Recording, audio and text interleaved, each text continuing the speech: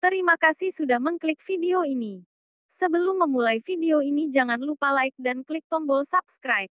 Dan juga nyalain loncengnya agar kalian nggak ketinggalan update terbaru dari Novel Art. Jangan lupa juga share ke teman kalian, agar teman kalian gak bosen di saat karantina. Dan semoga wabah ini cepat berlalu. Amin. Selamat menonton.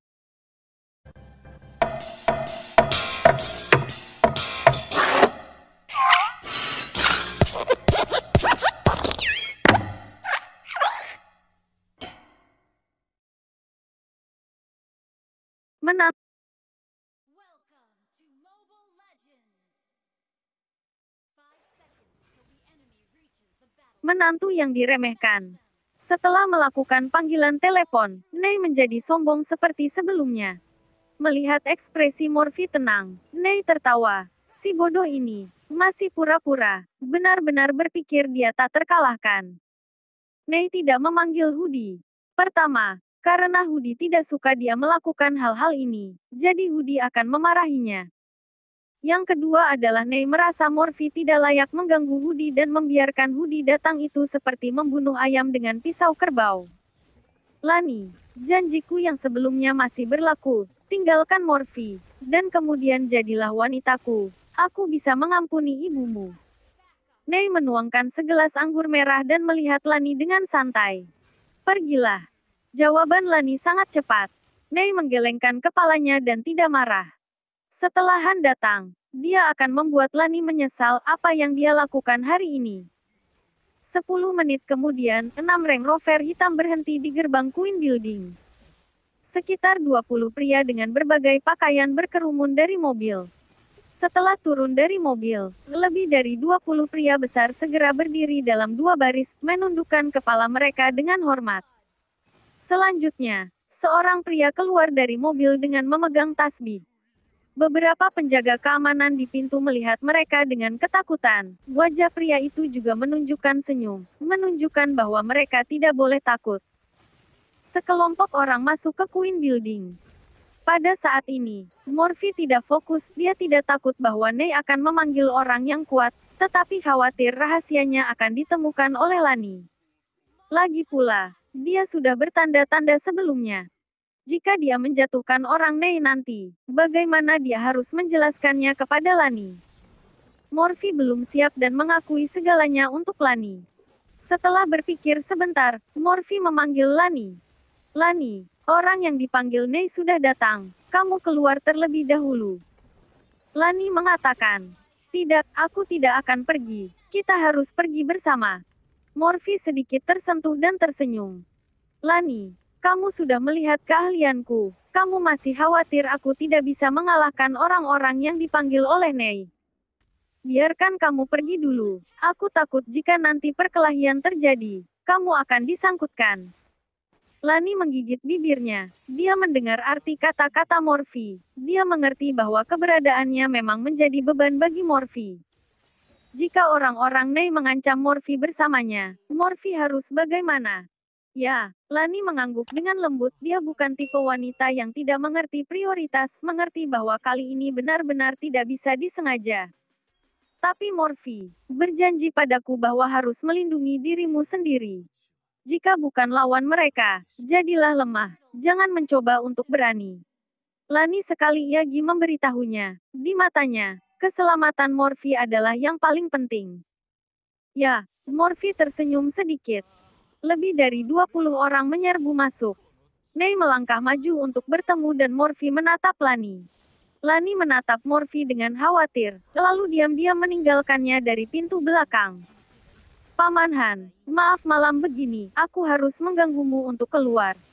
Nei sangat rendah diri. Dia sangat jelas bahwa perbedaan antara dirinya dan Albert, status atau kekuatan keuangan, tidak di kelas yang sama. Jika pamannya bukan Hudi, Albert seperti orang besar ini, bahkan tidak akan melihatnya. Nei, jangan katakan hal-hal ini jika kita satu keluarga. Bos Jaya, itu saudaraku. Juniornya adalah juniorku. Bagaimana mungkin ada masalah? Albert berkata sambil tersenyum. Dari penampilannya saja, pria yang tersenyum ini sama sekali tidak seperti orang biasa. Tetapi orang-orang yang mengenalnya tahu bahwa 3 anak buahnya yang telah mengkhianatinya dimatikannya. Ya, Paman Han, Nei sudah kelewatan. Wajah Nei penuh senyum karena Albert akan membantunya. Ini adalah orang yang kamu katakan hebat dalam bertarung. Albert tersenyum pada Morphy.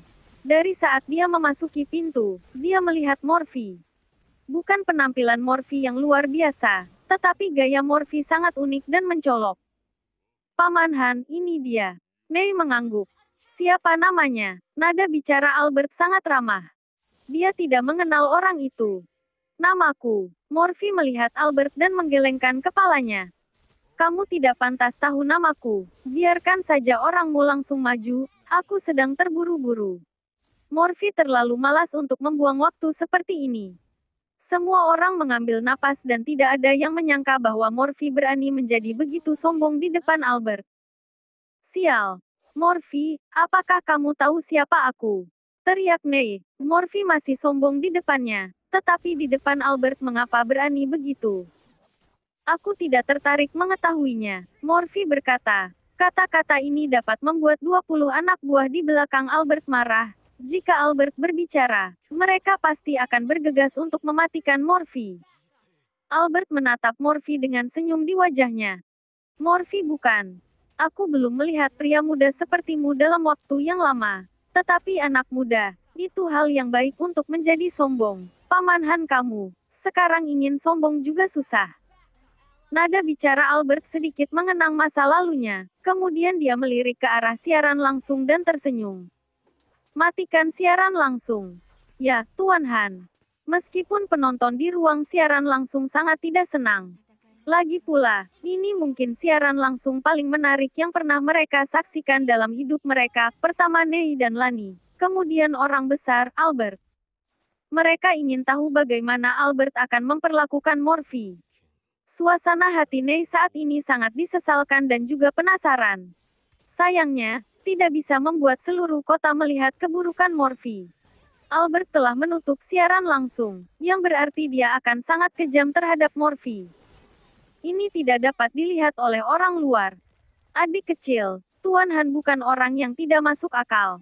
Dengan cara ini, mengupas kulit dan mencabut akar-akarmu, kamu pilih satu.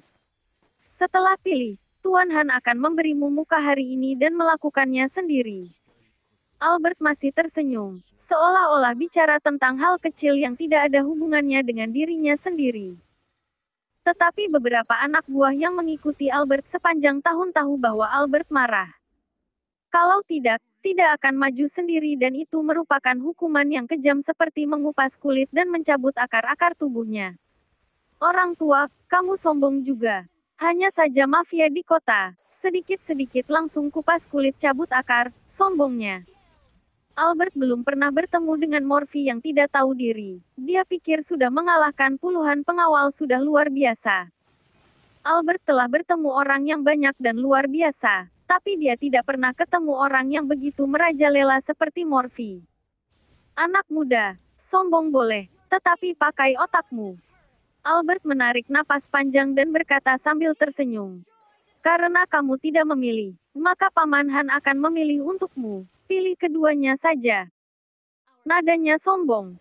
Morphy tersenyum, tetapi dia ingin melihat siapa yang mengupas kulitnya hari ini, dan siapa yang mencabut akar. Lalu seorang pria dengan kostum hitam muncul. Penampilan pria itu sangat jarang dan biasa-biasa saja, tetapi rongga mata kanannya kosong. Jelas, ada satu bola mata yang hilang dan itu tampak sangat menakutkan. Melihat pria itu, Nei melangkah mundur tanpa sadar, hanya merasa agak dingin di belakang. Nama pria bermata satu adalah Darwin. Dia adalah Jenderal Albert yang mampu dan kuat. Menurut legenda, Master Tuan Darwin adalah pemilik paviliun King Kong di kota. Darwin pernah mendapatkan cinta pemiliknya dan justru karena itulah, semua orang cemburu padanya. Selama itu, Darwin dibutakan oleh kakak kelasnya. Sejak itu, Darwin telah banyak berubah dan dia telah berlatih seni bela diri siang dan malam dan membiarkan dirinya terpapar pada pandangan semua orang dengan mata buta. Beberapa tahun kemudian, Darwin berhasil dalam seni bela diri dan dia memasuki rumah kakak kelas yang membuatnya buta di malam hari saat hujan deras. Melakukan pembantaian. Satu keluarga 13 orang, tidak ada yang selamat. Kemudian, Darwin dikejar oleh orang-orang di paviliun King Kong dan melarikan diri, di mana dia dibawa oleh Albert dan menjadi pedang Albert. Dalam beberapa tahun terakhir, ada lebih dari belasan orang yang meninggal di tangan Darwin. Dia suka membunuh paling banyak dan ketika dia membunuh mayatnya pasti hancur sekali dibuatnya. Ney pernah melihat seseorang yang telah menyinggung Albert dihancurkan tulang-tulangnya oleh Darwin, dijepit sepotong demi sepotong. Jeritan orang yang tulangnya hancur itu menyebabkan gangguan psikologis terhadap Ney sehingga dia begitu takut melihat Darwin. Darwin adalah orang gila dan dia juga orang gila yang sangat kuat. Darwin berdiri di depan Morphy. Dia menjilat bibirnya. Suara ledakan. Darwin ingin meninjunya dengan kuat. Morphy memutar ke kiri dan lolos dari tangannya. Tapi kemudian, serangan yang lebih sengit menyerang Morphy seperti badai. Morphy mundur, bukanlah mengalah dari Darwin, tetapi Morphy tahu cara tinju Darwin tampaknya telah terlihat 3 tahun yang lalu.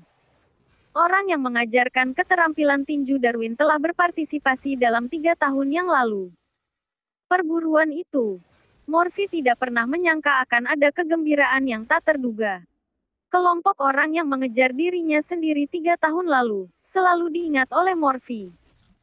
Kebanyakan dari mereka pada waktu itu mengenakan topeng, tapi Morphy masih mencatat kungfu mereka, menunggu kesempatan di masa depan dan dia akan kembali. Hari ini dia harus mengambil kesempatan untuk bertarung dengan Darwin untuk menggali orang di belakangnya. Orang luar tidak tahu ide-ide Morphy. Mereka hanya melihat bahwa kekalahan Morphy oleh Darwin tampaknya hanya seketika. Albert masih memiliki senyum di wajahnya, tetapi sangat disayangkan, dia bisa menahan serangan ofensif Darwin. Dia adalah orang yang hebat. Jika itu bukan karena otaknya, dia ingin menaklukkan Morphy untuk digunakan sedikit. Suara ledakan. Darwin capek dan meninju lagi, menghantam dinding di belakang Morphy, berpusat pada titik tinju jatuh Darwin. Dinding gips beton retak seperti jaring laba-laba. Semua orang terkejut. Darwin sekali lagi menyegarkan kesadaran semua orang. Tinju yang dapat menghancurkan dinding beton. Jika itu mengenai orang, gambaran horor seperti apa yang akan terjadi? Tidak heran jika Morphy yang sombong, sekarang memeluk kepalanya karena dia menghadapi lawan yang begitu menakutkan. Ney senang dan berkata, Morphy, bukankah kau luar biasa? Aku ingin melihat bagaimana kamu membalikkan pertarungan ini. Semua orang optimis dengan Darwin, kecuali Darwin sendiri. Tidak ada yang lebih tahu dari Darwin, betapa menakutkannya Morphy. Selama lebih dari 10 tahun berlatih seni bela diri, Darwin tidak pernah begitu putus asa, bahkan pada masternya, dia tidak pernah merasakan celah yang tidak dapat diatasi. Dia merasa bahwa Morphy sedang bermain dengannya, seperti kucing yang akhirnya menangkap tikus. Meskipun dia bisa memakannya dalam satu gigitan, tetapi dia tidak memakannya. Darwin kecapean dan matanya merah, dia hanya ingin bertemu Morphy sekali, bahkan jika dia sudah mati. Dia bahkan tidak bisa menyentuh lawannya. Dia tidak bisa menerima kekalahan ini. Siapa mastermu? Saat ini, Morphy tiba-tiba berkata. Darwin tertawa. Ternyata alasan mengapa pihak lawan bermain dengannya begitu lama hanya ingin tahu siapa masternya. Apakah Darwin akan memberitahunya? Tidak mungkin. Morphy tampaknya melihat Darwin kehabisan nafas dan emosi. Dia tersenyum dan berkata, jika kamu memberitahu aku siapa mastermu, aku bisa membiarkanmu memukulku. Ini adalah pemikiran Morphy yang sebenarnya. Dia melihat bahwa Darwin tampaknya berusaha keras untuk memukul dirinya. Jika dia bisa memuaskan Darwin, dia mungkin bisa tahu siapa masternya. Morphy tidak bermaksud apa-apa. Tetapi kata-kata itu masuk ke telinga Darwin menjadi penghinaan telanjang dan memotong pikiran terakhir Darwin. Suara pukulan. Darah mengalir dari mulut Darwin. Darwin memutar matanya dan jatuh langsung ke lantai. Dengan keras, bagian belakang kepala menghantam lantai, langsung pingsan. Adegan mendadak ini tiba-tiba mengejutkan semua orang. Darwin sakit. Ini adalah satu-satunya pemikiran yang ada dalam benak Albert. Darwin kalah pada Morphy. Albert tidak pernah memikirkannya. Senyum sombong di wajah Nei juga benar-benar mengeras. Terlihat sudah mau memukul Morphy sampai mati. Mengapa tiba-tiba jatuh? Pergi dan lihat apa yang terjadi pada Darwin. Albert berkata.